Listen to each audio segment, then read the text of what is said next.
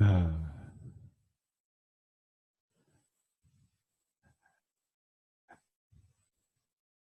Notice what it feels like to lie on the floor after having done so much sitting. Yeah. Some of us just want to sit and some of us just want to lie down.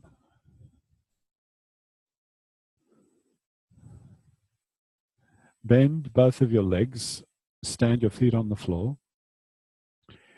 Have your arms resting alongside you with your fingers pointing in the direction of your feet.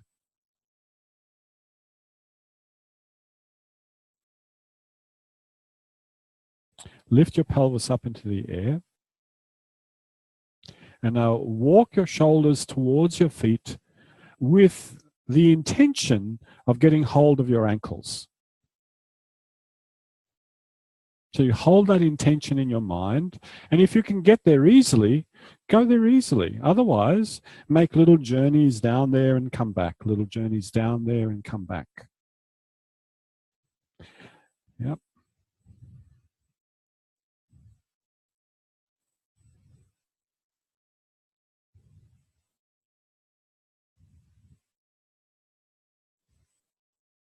Great. And if you can hold your ankles, hold your ankles. And continue to walk your shoulders in a footwards direction.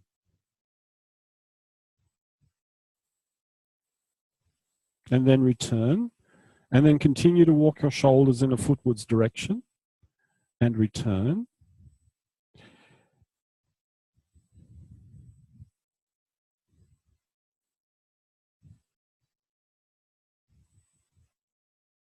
And now walk with your shoulders and your feet in a footwards direction, with the hands connected to the ankles.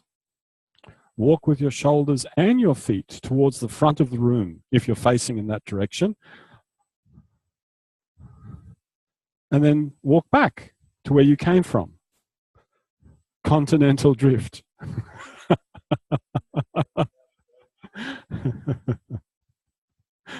He's serious, man.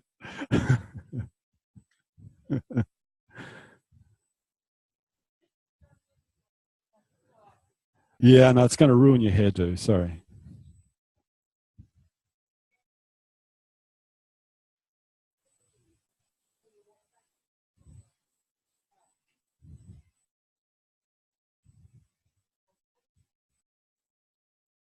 Rest. Rest.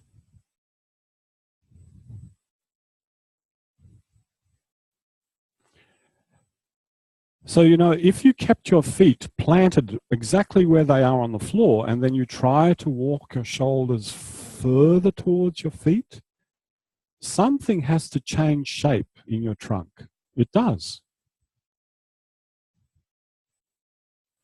So that would be one solution to walking your shoulders closer to your feet when your pelvis is up high.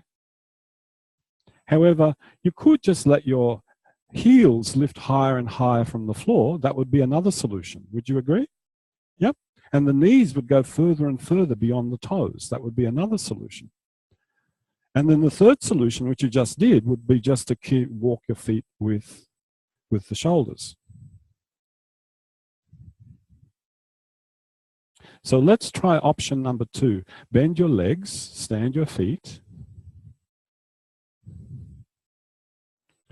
Lift your pelvis up into the air. Walk your shoulders towards your feet until you can hold your ankles. And then continue walking your shoulders towards your feet so that your knees go further and further beyond your toes and your heels start to lift. But do not go as far as you can, or else something funny will happen.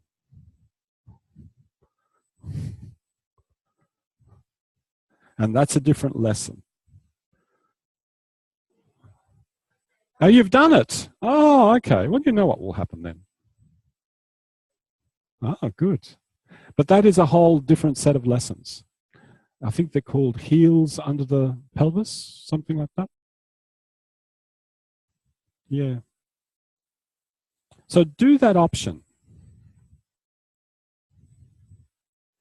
And as your heels go further past your toes, check that your lower leg is not externally rotated, that you haven't got a twist going on in your knee. You don't want that.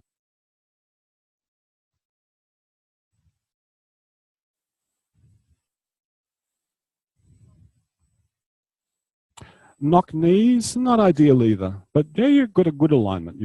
Everything's right in the sagittal plane of the lower limb. It's really nice. You're fine.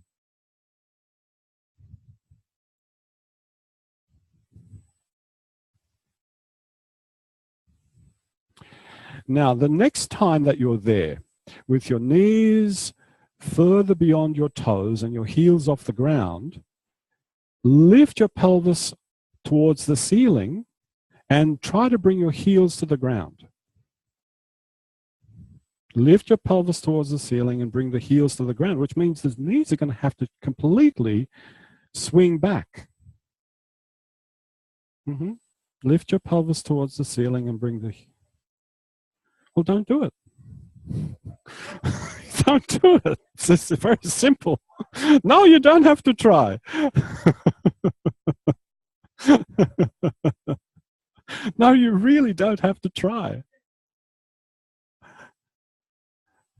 Yeah. Okay. No.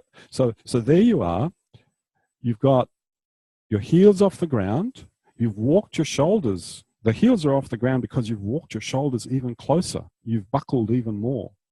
And then you lift your pelvis away from the ground and bring your heels down.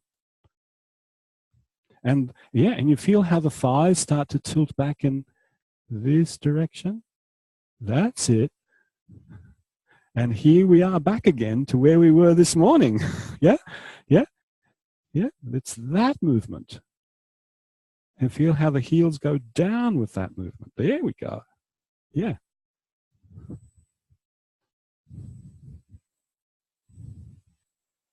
Let it be and rest.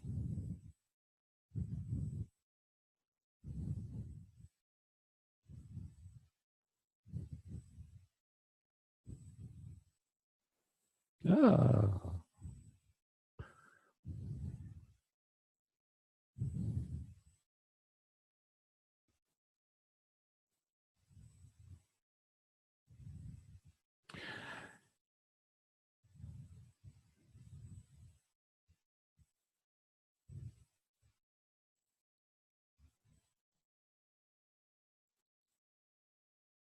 Have your left hand on the floor above your head.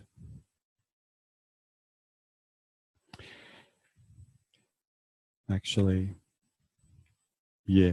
Have your right hand on the floor above your head too. Both of them. Yep.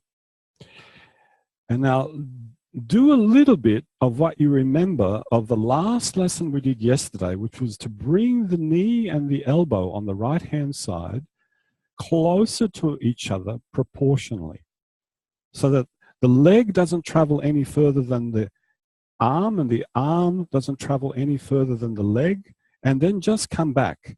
Do the smallest amount of movement that you can detect.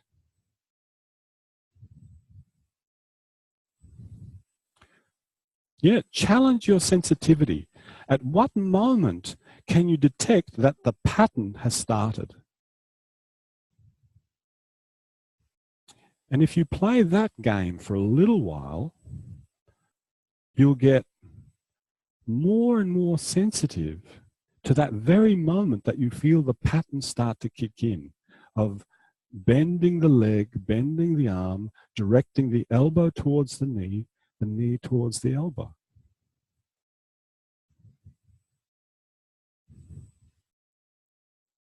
And notice when you feel that pattern kicking in on the right, what happens on the left?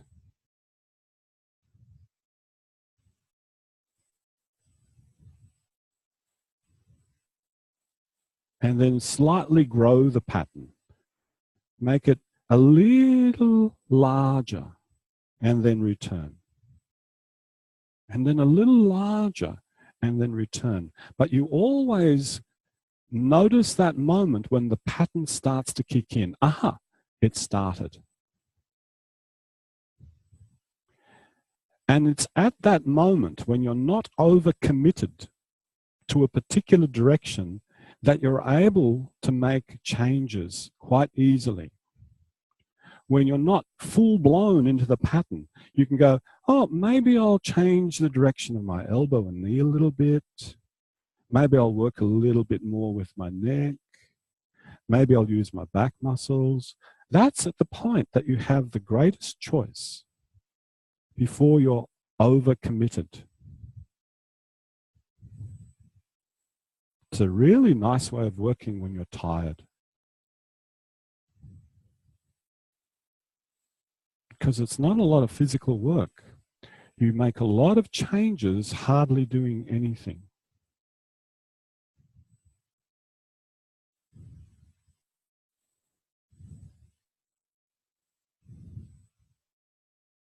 And the only thing that beats it is doing everything in your imagination. But that's assuming that you have a pattern for your imagination to work with.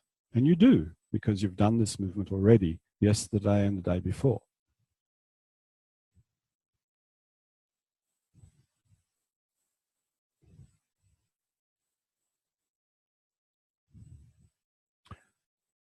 So now in your own time, could you start to roll onto your right side, looking for that moment when the left foot and the left hand are the furthest apart that they can be, and you haven't arrived on your left side yet, right side yet?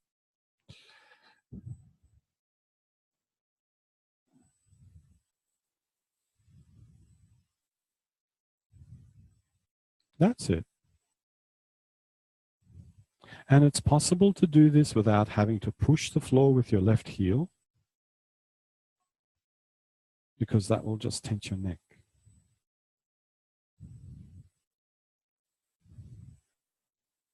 There'll be a moment that you're kind of half lying on your back, half going towards your side, and that left hand and that left foot will be very, very far apart. You'll be at your longest state.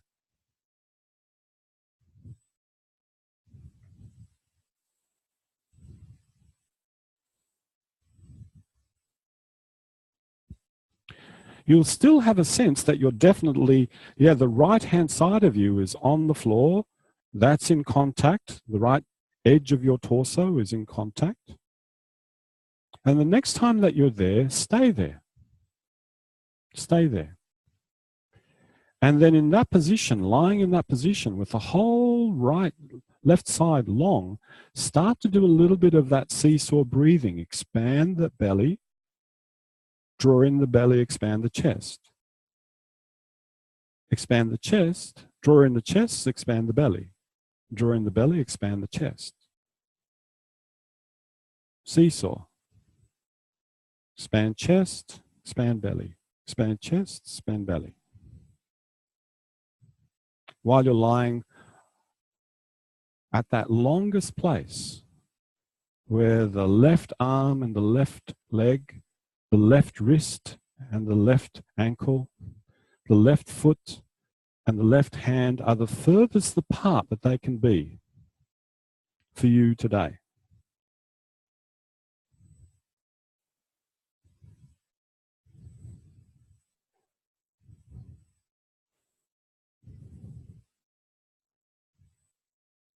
Draw in the abdomen, expand the chest. Push out the abdomen, diminish the chest. That's it.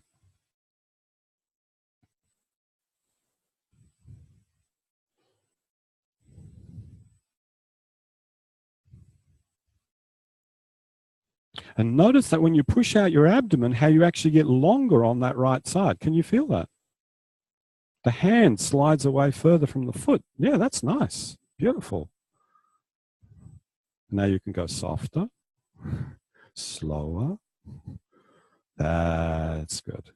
Nice. Let that be. Rest.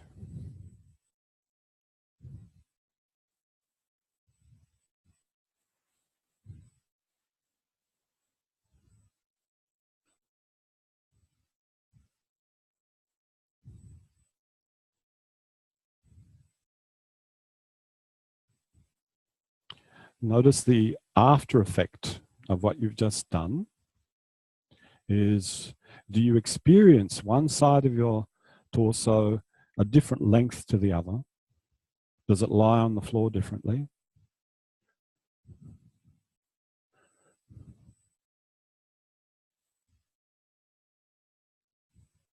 Which is the same thing as saying, do you lie on the floor differently?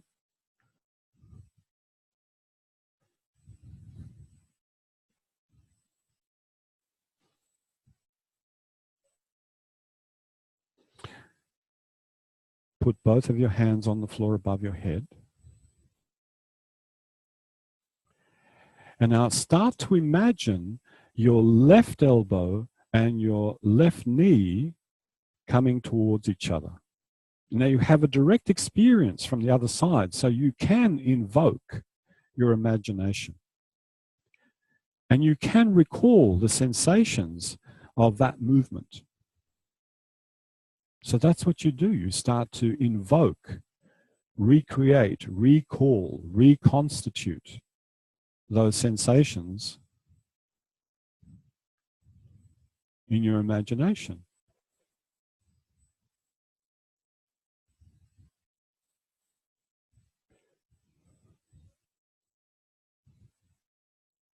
And then you just amplify it a little bit. You cross the boundary from imagining into doing, and then you return to imagining. Just cross that boundary and recross that boundary, back and forth, imagining, doing, imagining, doing.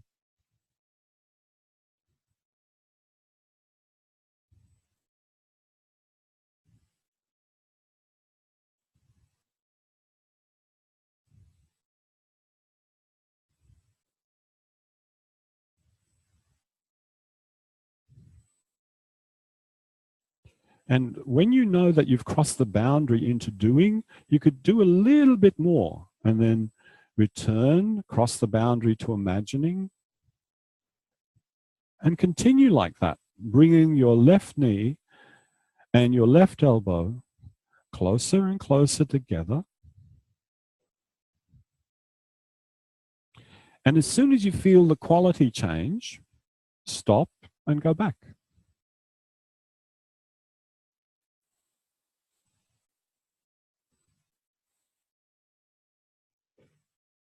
And this is a very, very sophisticated way of practicing. As soon as you feel the quality of the motion change, you recognize it, you stop, you go back. Think it through, imagine it differently, imagine what you'd like it to feel like, try a different trajectory for the limbs.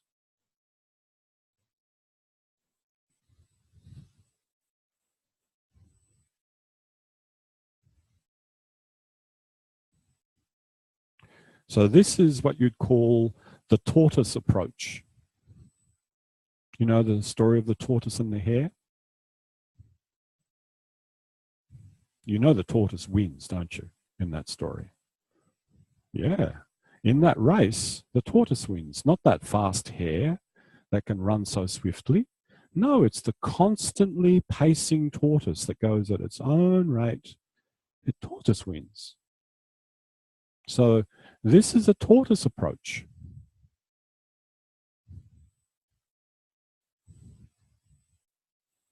And there's a fantastic book by Guy Claxton, Harebrained Tortoise Mind. Yeah. Addressing all the things that in our culture we have put in the background, going slowly, contemplating, considering, reflecting, imagining.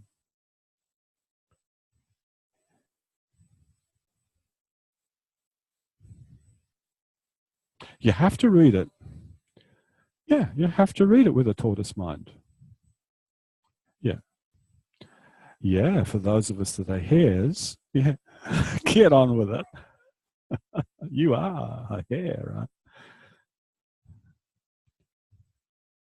Now, could you start that journey into rolling more and more onto your left-hand side, lengthening your right-hand side, and find out on this side how far apart can that left hand, left hand? Right hand, yep.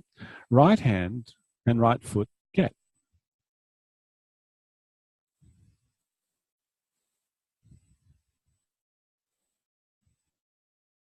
And you'll notice that they get long way before you end up lying completely on your side and you're actually suspended off the floor.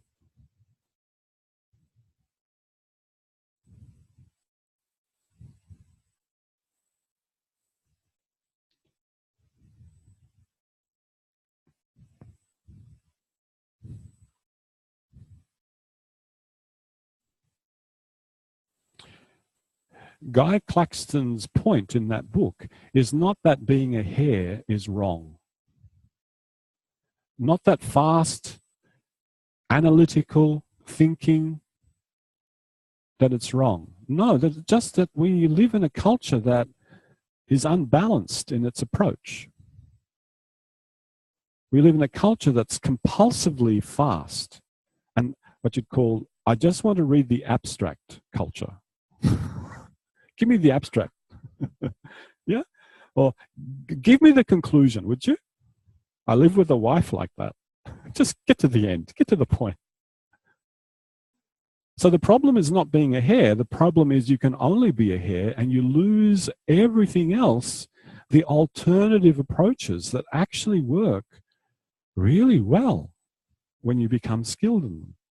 The next time that you're lying in that reclined position with the hand and the foot far apart, go into that seesaw breathing. And notice, is it possible to send the hand further away from the foot by pushing the belly out? Is it possible to send the foot further away from the hand by pushing the belly out? It's not any kind of pushing the belly out. It's pushing the belly out in a very particular direction. It's not just forward. Some of you have experienced that directly sitting in the chair. Do you remember? Do you remember that feeling of where your belly had to go sitting in the chair? It wasn't just forward. And how do you know that your hand and your foot are getting further apart? Well, you'll feel a change in contact in your hand, on the skin of your hand, and on the skin of your foot.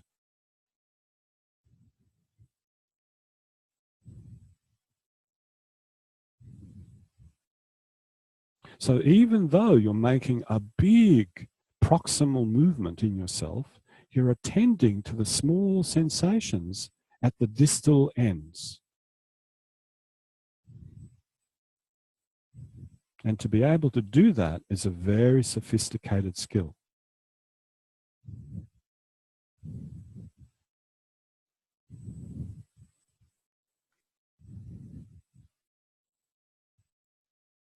Great. Let that be. Rest completely, please.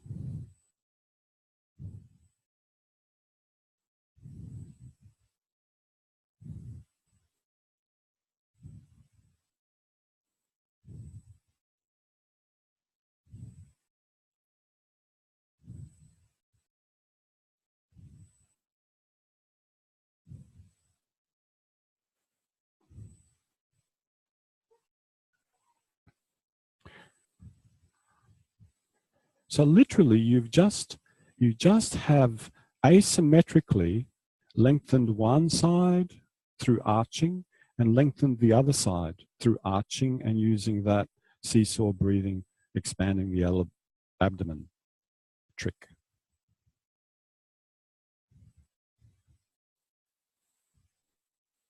Please bend both of your legs, stand your feet. And let's see, does anything carry over into walking your shoulders towards your feet? Arrange your arms appropriately. Lift your pelvis. And for some of you, lifting your pelvis forward might be a different experience already. Do you think of your abdomen going forward when you lift your pelvis forward? And then walk your shoulders towards your feet, get hold of your ankles. Is it possible to let the belly expand? Yeah, that's it. That's nice. And then let go, return, pause, rest yourself, refresh.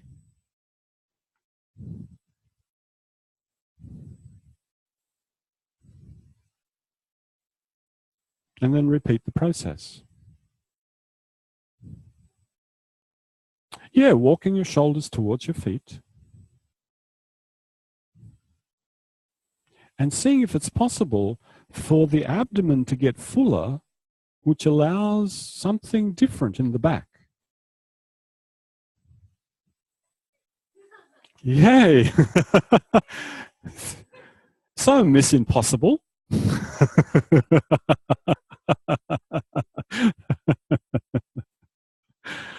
Yes, that's nice. That's a good place to stop so that you remember the taste. Yeah. Yeah. I remember the very first time that I went to a Chinese restaurant and they said to me, would you like some fried ice cream? And I went, you go to what? Fried ice cream? That's not possible. How can you put ice cream in something hot and it comes out still as ice cream?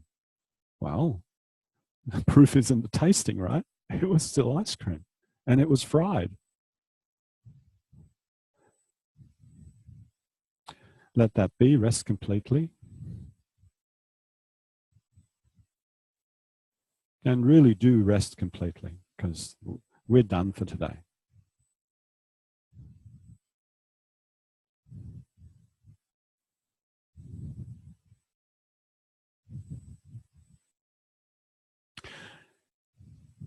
Notice what it's like to lie on the floor, the shoulders, the head, the two sides of the back of the chest, the two sides of the hips, the heels, the calf muscles. And is there any sensation, are there any sensations present that you usually don't experience? Which is another way of asking what's different. But sometimes by asking a question differently, you get a different response.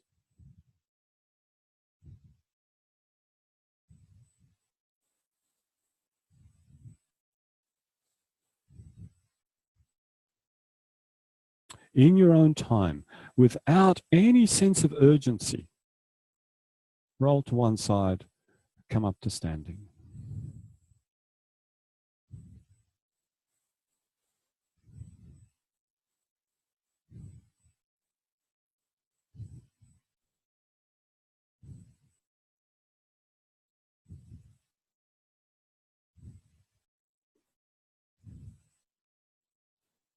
Yeah, and you'll recognize if you've pushed yourself too fast, you'll feel, oh, I've just pushed myself too much.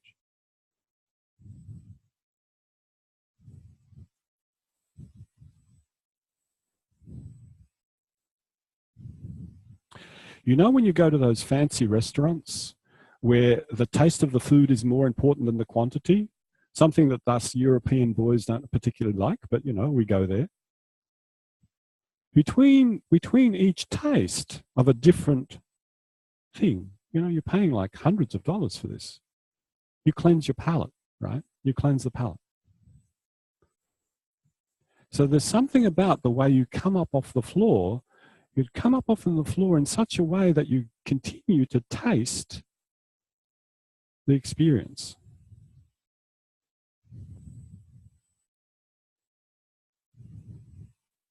And that's the difference between, oh, I've just finished that one, now I'm going to go into the next one. You lose the taste.